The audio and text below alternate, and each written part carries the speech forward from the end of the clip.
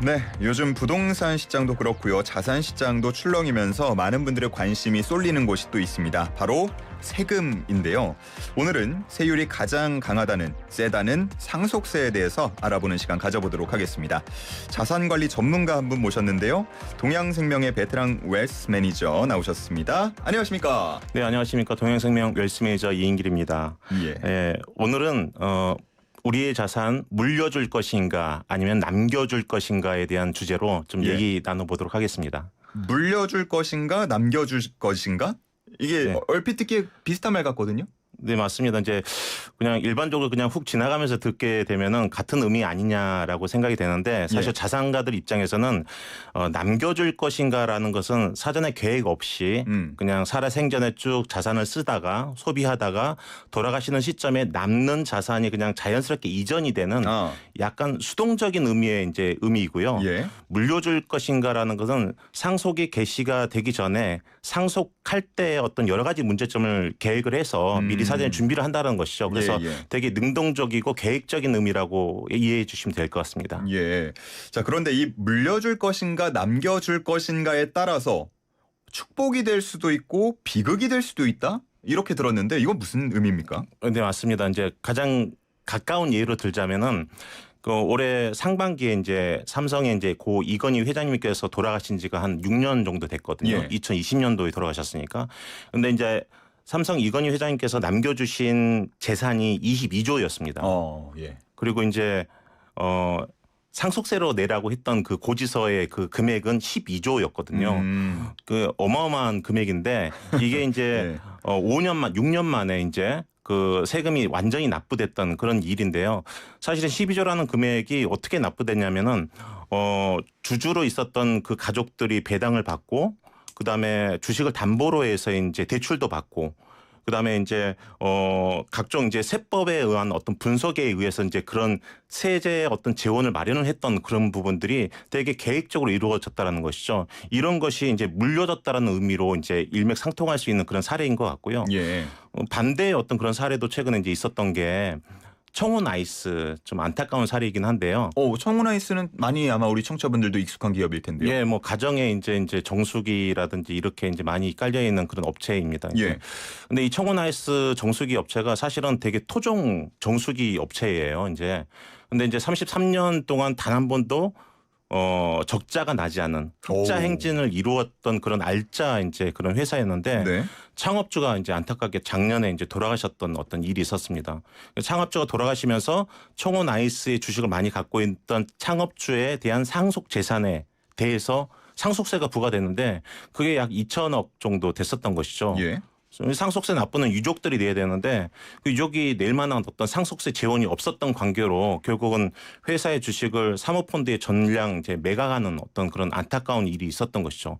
이런 부분들이 결국은 그냥 남겨졌다는 의미의 어떤 안타까운 그런 사례이지 않나라는 생각이 듭니다. 그러니까 삼성그룹과 청혼아이스의 사례를 비교를 해 주셨는데 요즘 대세가 된 얼음 정수기 하면 사실 청혼아이스 떠올리시는 분들도 상당히 많을 것 같고 33년 연속 흑자다? 이거 굉장히 쉽지 않은 기록이잖아요. 그런데도 결국 이렇게 안타까운 좀 결말을 맞이했다라고 말씀을 해 주셨습니다. 이게 정말 물려주냐 남겨주냐 어떻게 보면 조금 뉘앙스만 다를 뿐인 것 같은데 결말이 상당히 달라요. 어떤 의미로 접근을 하느냐에 따라서 사실은 그냥 다행스러운 약간 축복의 어떤 개념도 있고요. 진짜 아까 말씀드렸던 남겨준다라는 의미로 우리의 상속 재산을 이제 물려주게 되게 되면은 되게 이제 비극적인 이제 회사를 남에게 넘겨주는 어떤 사례가 발생이 될 수 있다는 거죠. 사실은 청혼 아이스가 근자에 있었던 그런 사례이긴 하지만은 저희가 냉장고에 락앤락이라는 그런 음식물 보관 용기 있지 않습니까? 그 회사도 마찬가지였습니다. 그리고 이제 우리 손톱깎이로 되게 유명했던 이제 그 37도 마찬가지로 세금 납부를 할 수 있는 재원이 없어가지고 회사를 매각했던 안타까운 사례였던 것이죠. 그러니까 회사는 운영이 되고 있지만 사실상 이제 오너가 바뀌거나 주인이 바뀐 거죠. 주인이 바뀌는 것 때문에 우리가 알지 못했던 그런 사연들이 숨어 있는 것 같습니다. 네, 맞습니다. 자, 그런데 뭐 청혼아이스다 삼성그룹이다 하면 대기업 혹은 뭐 중견기업이라고 할 수가 있을 것 같은데 우리 청취자분들 가운데 혹은 조금 더 뭐라고 할까요? 알짜 중소기업이나 자산가분들도 사정은 비슷한가요? 비슷하죠. 예. 사실은 이제 뭐 청원 아이스도 마찬가지고 삼성과도 마찬가지고 사실은 상장된 회사이지 않습니까? 예. 근데 이제 저희들이 만나는 이제 그런 대표님이나 중소기업의 어떤 법인 같은 경우는 상장이 되지 않은 비상장 기업이라는 거죠.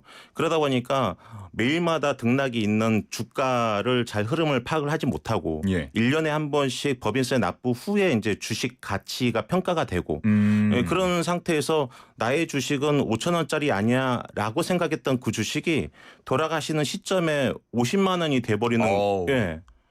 그냥 열심히 일하신 건데 그 회사의 주식이 그렇게 폭등한지는 전혀 모르신 상태에서 갑자기 그런 유고 상태가 발생이 되면은 결국은 유족들은 그 50만 원의 주식 한 주당 50만 원의 그 주식을 상속받기 위해서는 상속세를 내야 되는 상황이 많이 있는 거죠. 그래서 중소기업 대표님들을 만나면은 무슨 내가 얼마나 상속재산이 있다고라고 이제 잘못 이해를 하시고 준비가 되게 허술하게 되어 있는 분들이 되게 많다라는 것입니다. 예, 뭐 그때 때 되면 내면 되겠지라고 안일하게 생각했다가 어떻게 보면 정말 뭐 이어갈 수가 없는 아예 도저히 현실적으로 그런 상황이 생길 수도 있다. 그렇다 보니까 이 정부마다 상속세를 현실적으로 좀 고치자. 라는 논의가 나오고 있는 것 같은데 지난 정부 때는 이 상속세 과세 방식을 바꾸자라는 논의가 있었던 걸로 기억해요. 네, 맞습니다. 이제 지난 정부에서는 크게 두 가지 방식을 좀 고치자라고 이제 안이 나왔는데 결국은 국회 문턱을 넘지는 못했죠. 이제 첫 번째가 이제 세율을 좀 인하하겠다. 이제 우리 상속세 증여세율이 이제 30억 이상이면 50%의 이제 과중한 세율을 적용을 하게 됩니다.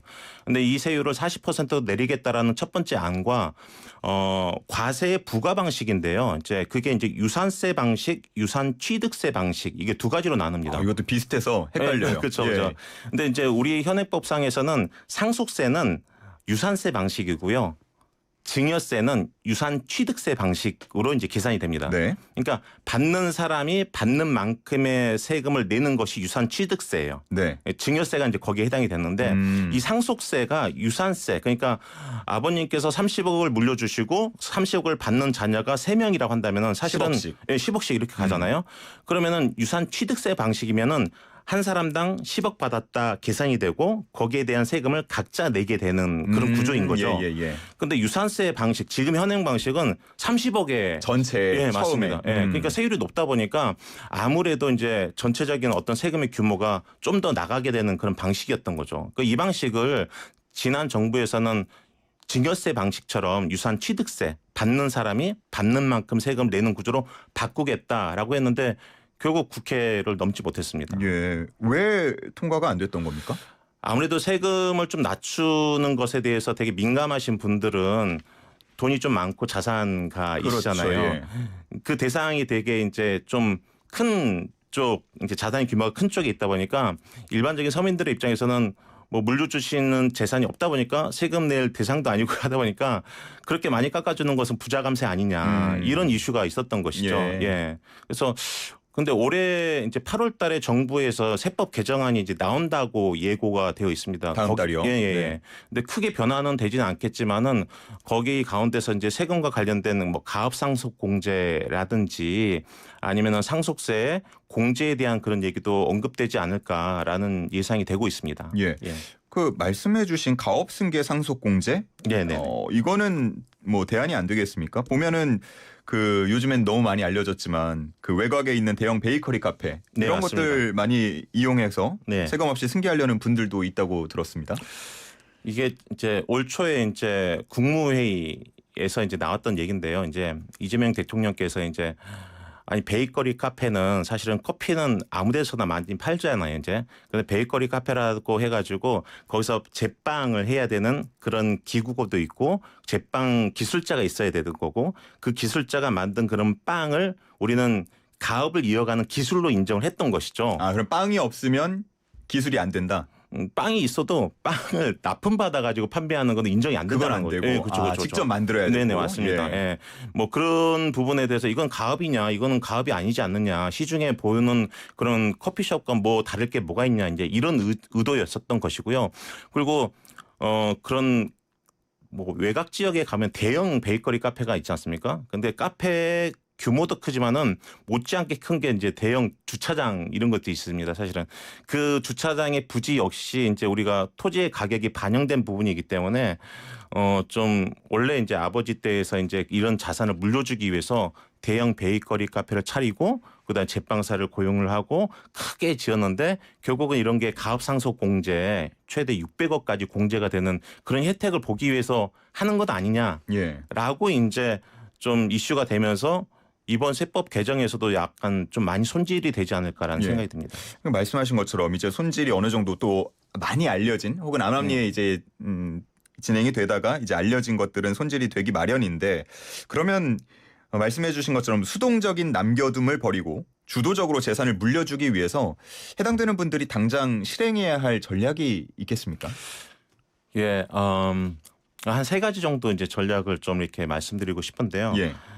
첫 번째는 이제 사망, 그러니까 상속이 개시가 되기 전에 증여라는 아까 상속세율과 동일하는 증여세, 그 증여라는 그런 작업을 좀 해주시면 좋겠다. 왜냐하면은 증여라는 것은 10년 간격으로 다시 증여를 할 수 있는 그런 내용이 있거든요. 쉽게 말하면 리셋된다. 네, 맞습니다. 예. 그래서 납부가 되든 납부가 되지 않든 신고된 그런 증여는 다시 10년에 한 번씩 다시 증여되는 부분이 있고, 두 번째는 이제 제가 이제 법인에 대한 얘기를 하다 보니까 법인은 정관도 있고 그다음에 주식이 발행된 그런 주식이 있지 않습니까?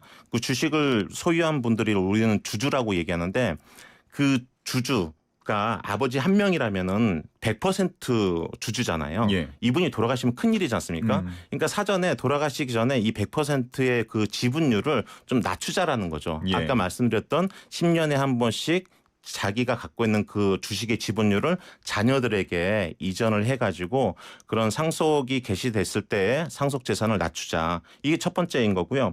두 번째는 아까 말씀드렸던 것처럼 상장된 회사는 매일마다 주가가 변동폭이 있지만 비상장된 주식 같은 경우는 1년에 한 번씩 이렇게 평가가 되는데 비상장된 주식의 가격을 좀 의도를 가지고 좀 낮출 필요가 있겠다. 그러면은 제가 물려주던 재산에 대한 가치 평가가 좀 낮아질 수 있지 않습니까? 그럼 이제 상속세 부담이 좀 낮아질 수 있는 거고. 이거는 기술적인 어떤 그런 부분이고요. 이렇게 했음에도 불구하고 어쩔 수 없이 맞이하게 되는 부분이 이제 상속세. 를 내야 되는 상황이 된다면은 결국은 상속세 재원을 준비하는 게 가장 확실한 게 아닌가라는 생각이 드는 겁니다. 그래서 상속세 재원을 마련하기 위한 가장 또 확실한 방법은 종신보험이라는 부분을 법인이 가입을 하고 대표가 사망을 했을 때 법인에게 그 사망보험금이 지급이 되고 그 사망보험금이 유족에게 전달될 수 있는 구조를 만든다고 한다면은 그 유족들이 상속세를 납부를 하고 유족의 생활자금으로도 쓰기도 하고 다시 그 가업을 일으키기 위해서 법인의 운전자금으로도 사용할 수 있는 되게 요긴한 어떤 재원 마련의 방법이지 않을까라는 생각이 든다는 것이죠. 법인의 종신보험 계약을 활용할 수 있다. 네, 맞습니다. 라고 말씀을 해 주셨습니다. 확실히 이렇게 얘기를 듣다 보니까 미리 준비를 어느 정도 능동적으로 하느냐 혹은 좀 계획을 덜 하거나 못 해가지고 좀 안타까운 상황을 맞이하느냐 이 부분이 상당히 커지는 것 같습니다. 자, 이야기 잘 들었고요. 아마 해당되는 분들은 얘기 잘 듣지 않으셨을까 하는 생각이 듭니다. 자, 오늘 말씀 여기서 정리하도록 하겠습니다. 이인길 동양생명 웰스 매니저와 함께했습니다. 고맙습니다. 네, 감사합니다.